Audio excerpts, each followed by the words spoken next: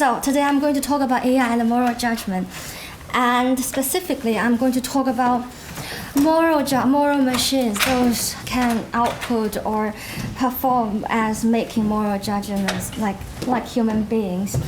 And I'm going to focus on two questions. First question, can AI make moral judgment, make genuine moral judgment? And secondly, can we trust AI's moral judgments? I think based on its performance, I think AI can make moral judgments.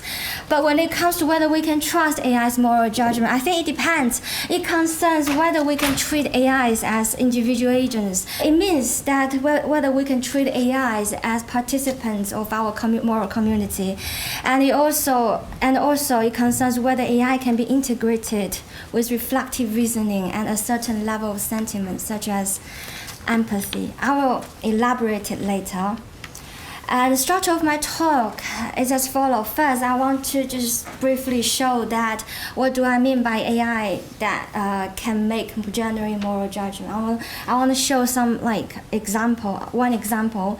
And secondly, I know it sounds like a crazy idea, so I'm going to respond some potential objections from two potential objections. And based on part 3 of my talk, I want to further argue that the problem of whether AI can make moral judgments is not about its performance, or at least it's not just about its performance, but also whether we consider AI as individual, like each individual AI algorithm as moral agents and participants of our moral society. Finally, I want to finish my talk by discussing the challenges and implications about moral agency raised by AI. If AI system can make their own moral judgment, how do we understand moral responsibility and accountability? So, before talking about AI, we need to talk about what are moral judgments, right? It's this concept is so intuitive that it's really hard to provide a very good answer for it. I'm just going to give 2 criteria for moral judgment. So first, making moral judgment means making general statements about value, like goodness or badness of state of affairs, rightness or wrongness of an act, or a virtue or vice of a person. And secondly, those kind of generally moral statements need to be made by an agent. It's not like something on a book and you say a book is making a moral judgment. It must be made by an agent. An agent, briefly, very generally, means a being with a capacity to act on their own and can exercise their agency. Okay, I'm going to use one AI system, Delphi, as an example to just illustrate what Delphi do. So Delphi is developed by Zhang and colleagues, and it is a program powered by deep learning neural network to model people's moral judgments on a variety of everyday situations. And so the missions for this team is to create a AI system that can learn, reason about the world morally. I think eventually they want to try to encode morality into program and the computer in general, AI system in general. And how Delphi is actually doing is, users input a scenario, and then Delphi going to respond by outputting its own moral judgments. And let's see some example. Also, Delphi is really context sensitive. For example, I asked Delphi, is it okay to kill one person to save 2 people? Delphi said, it is wrong. And then I also asked Delphi, is it okay to kill one person to save 2 billion people? Delphi said, it is justifiable. And then I asked Delphi, I'm too nervous, can I skip my talk for Ethics of Trust and Expertise conference? Delphi said, it's irresponsible. This is Delphi, and this is you guys can check it online by yourself. It's really fun, and it's really so it's just a little summary about Delphi. So Delphi learns moral concepts and social norms by reading 1.7 million examples of people's. Those people are actually from America. People's ethical judgments based on everyday situations. And Delphi is reading those situations. Delphi interact with the users directly and analyze those inputs of the rightness and the rightness of those actions, those input actions, and then finally, Delphi output its moral judgment. So back to these questions about what are moral judgments. So in terms of the first questions, making genuine statements about values, rightness or wrongness of good and virtues, I think yes, Delphi is making genuine moral judgments because its output, its statements about value, rightness, wrongness, and virtue. And the second very controversial point here is I really think that Delphi is an agent based on its performance, at least. I think it is a being with a capacity to act or judge on their own, in the sense that it is not a social or moral mirror, or it's not a mirror of the majority of those Americans think about the moral situations. It's not that kind of statistical output. If that's the case, it is not deep learning. It is not this algorithm work for. You can do it in a much cheaper way and much, yeah. And I can realize that it sounds like a really crazy idea, and there's so many people gonna object my view. So I think about two objections to say that Delphi is not making moral judgment. First is to say that actually the outputs are not moral judgments at all. Like I think two prominent moral philosophy traditions would both deny Delphi is making moral judgment, and I will look at those two arguments separately later. And second, it is not an agent. At least it's not a moral agent. I think both like Kantian rationalism and sentimentalism would deny Delphi as a moral agent. Anyway, so now let's look at those actually three objections in detail. So first, let's look at Kantian rationalism. So a very, very key, important view in Kantian rationalism is a reflective reasoning capacity. We can anticipate that Kantian rationalists are going to argue that, hey, your machine Delphi lacks reflective reasoning capacity. If one makes moral judgment, it means that if one makes moral judgment, one must be able to engage in reflective reasoning, means provide reason to justify your judgment and share them with people in their community. However, at the current stage, as I show you guys the example, Delphi can only answer right or wrong and irresponsible, and it seems to us that it cannot provide a good reason for justifying its judgments.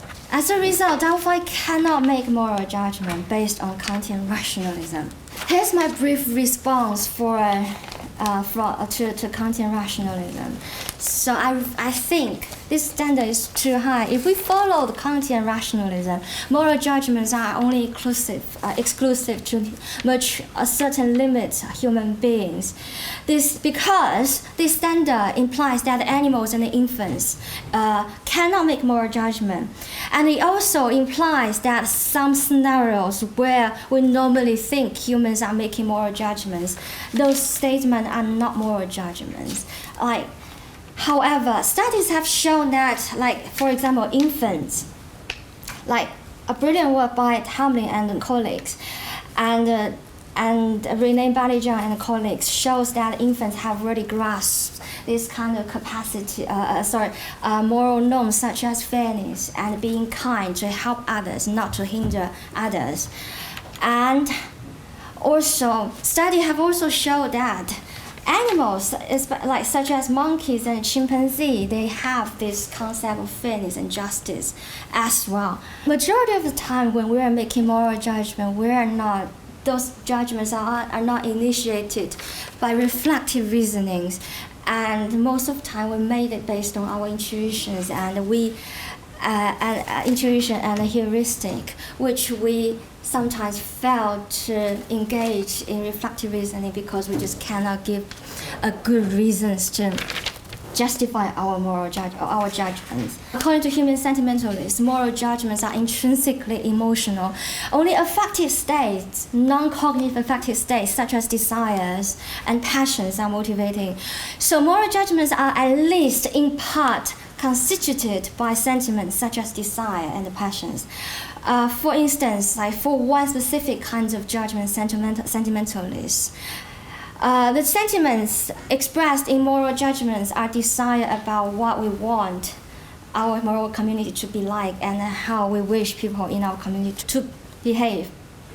Since Delphi lacks those sentiments, so it is not making moral judgment. This is a conversation between me and Professor Jimmy Lemon, and he provided this example. Like, think of a few anthropologists giving a lecture about a tribe he has been studying, taking more than 2 wives. He said it's Wumpa. Fighting your enemy in a religious feast day is Wumpa. Picking your noise indoors, it's Wumpa, and so on. The anthropologist knows the tribe very well. He always gets it right. If someone from the tribe listened to the lecture, they would nod along and say, yes, that's indeed Wumpa. And yes, so is that. But the anthropologist is not making moral judgments, and neither is Delphi. Because the anthropologist is not emotionally plugged in, avoiding being Wumpa plays no role in his motivational system. If he does something Wumpa, he feels no guilt or shame, and he doesn't blame or resent when others do Wumpa stuff. She just doesn't care about Wumpa or think it is important. Secondly, it is not socially plugged in to this language game. It isn't like moral language game. He is an outsider to the way of life shaped by concern not to be Wumpa. So according to Lemon, to make moral judgment, one must to be a member of moral community, and also one must express moral motivation in their moral judgments, to express approval or disapproval of an act, to express desire of how our moral community should be. Delphi is not doing anything about, so therefore it is not making moral judgment. Here's my general response to human sentimentalists. Again, I don't think moral judgment necessarily express passions or desire. And also, I don't think moral judgment requires social engagement in a given community. As an outsider, you can make moral judgments about acts in the cultures that you are not engaged in. At the same time, an outsider can be judged morally in the local community. There are some scenarios in which moral judgment do not express any sentiments, or even not in a disposition to express sentiments. A very classical example is psychopaths. A lot of people think, what the reason why psychopaths cannot are doing something badly? It's because they don't have moral concept. But studies have shown that psychopaths know right from wrong, and they have moral norms and concept in their system, their cognitive system, but they just don't care. They disregard these social norms and the moral norms in our society. So far I have argued that reflective reasoning and emotions are not necessary for making moral judgment. So therefore, the initial objection from Kantian rationalism and human sentimentalism failed to show that Delphi is not making moral judgment. However, we still have this kind of strong intuition that Delphi is not making moral judgment. Why? I think the problem is that both Kantian rationalism, it's because we don't think Delphi is a moral agent. Both Kantian rationalism and human sentimentalism imply a thing that in order to make moral judgments, one needs to be a moral agent. Like, for example, from a rationalist point of view, a moral agent should be able to share and justify moral reasons for actions to the members of their society. And according to sentimentalists, as I have already shown, a moral agent should be able to express their desire and passions for moral norms in their community. And also, a moral agent is recognized as a participant of our moral community. Even though Delphi's behaviors and utterance look like human moral judgment, it is not still yet considered as a participant of our moral society.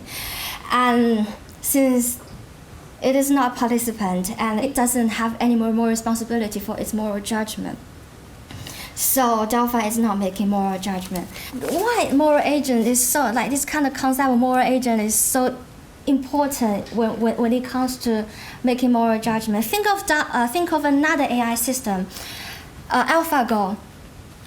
We can happily accept that AlphaGo play Go, and we can accept that AlphaGo beat human Go players, and it does. But why is that so important for us to assume or imply moral agency to for moral judgment? So I think the problem is not just about how. So when we're deciding who is, whether someone is able to make moral judgment, it is not about performance. It's about the moral, whether we can locate or understand this being's moral responsibility and the moral agency. Because we're not worried about a flaw and a biased judge. We're worried about a judge and advisor that cannot make moral responsibility. So now we need to kind of locate or understand moral responsibility and the moral agency of AI. So can we just understand AI as infant and non-human primates? They just share some similarity. They are really responsive to stimulus in their environment, and meanwhile they are not really good at reflective reasoning. However, there is difference here. Infants and non-human primates are good at emotional capacity, but AI doesn't. And is AI just a powerful psychopath? Probably they still lack the social and emotional capacity in their judgment. However, I think there's a little nuance difference here, because psychopaths disregard social and moral norms. AI kind of still follow or regard social moral norm when it's making moral judgment, and it's not doing something really harmful to society yet. So I'm going to be quick up. So therefore, we cannot understand AI moral agency by analogy to those psychopaths, infants, and non-human animals. Why? And you can say, oh, shall we just forget about AI? Shall we just say, no, we just don't trust AI because they just don't have moral agency? I wish we can do so, but we just cannot, because it is already making moral judgment. It is already influencing our moral community. It is used by different kind of sectors in our society. We need to talk about its responsibility, its powerful capacity, and its moral responsibility. It is so powerful. However, we can't really just understand its moral agency like abstract agents such as company, Facebook, because usually we can locate humans to hold the moral responsibility. But here is not the case in the AI, because it has some certain independence from human intervention. So even though AI can make moral judgment, we cannot trust it, and it is not a moral expert yet. I really don't know how to solve this agency problem of AI yet. But I think I need to refer to Professor Valerie and Tiberius' views on well-being. I think a good moral agent should care about well-being by promoting fully appropriate value for its moral community. It's also anchored what Thomas said this morning about trustworthiness. Fully appropriate value, she meant suited to desire and emotions.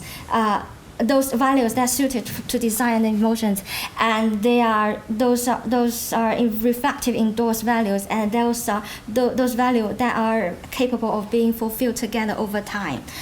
So in order to do those three conditions, I really think AI should be able to have reflective reasoning, moral sentiments, and it is a participant of our moral society. Only in that we can trust an AI as trust AI's moral judgment. Just one general claim. So I think maybe we can just say a lot moral. We can accept AI can make moral judgment, but we need to put it in different kind of category compared to mature human beings' moral judgment. Thank you so much for the talk, and